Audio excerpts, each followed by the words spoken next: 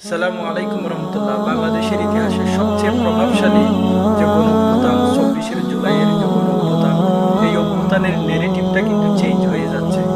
আজকাল বাংলাদেশের রাষ্ট্রীয় মিডিয়া থেকে নিয়ে সোশ্যাল মিডিয়া, ইউটিউব এবং মানুষের লেখালেখি থেকে কিন্তু হারিয়ে যাচ্ছে এই গণহত্যার বিভিন্ন ভয়ানক দৃশ্যপট।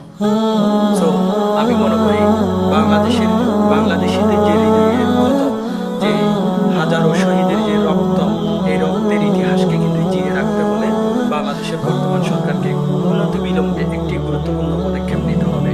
সেই পদক্ষেপ হতে পারে বাংলাদেশের রাষ্ট্রীয় মিডিয়াগুলোতে আমাদের সন্ত্রাসী ফেসিস্ট সরকার কর্তৃক যে পরিচালিত বিভিন্ন গণহত্যার চিত্রগুলো ডকুমেন্টারি করে প্রচার করা, এবং আমরা যারা মুক্তিযোদ্ধা, বিশেষ করে অর্থাৎ ফেসিস্ট থেকে মুক্তির জন্য যারা যুদ্ধ করেছি, যারা লেখক রয়েছে, যারা ইউটিউবার রয়েছে, যারা বিভিন্ন ইনফ্লুয়েন্সার রয়েছে, অ্যাক্টিভিস্ট রয়েছে, তারা যেন তাদের নিজ দায়িত্ব থেকে এই গণহত্যার বিভিন্ন চিত্র অভিজ্ঞতা যেন প্রতি একটি সময় করে যাতে লিখতে থাকি, এবং জাতীয় রাষ্ট্রীয় চ্যানেল এবং বিভিন্ন প্রাইভেট মিডিয়াগুলোতে যাতে এই ভয়ানক গণহত্যার বিভিন্ন চিত্রাবলী ডকুমেন্টারি করে এবং প্রজন্ম সামনে তুলে ধরার ব্যবস্থা করা হয়।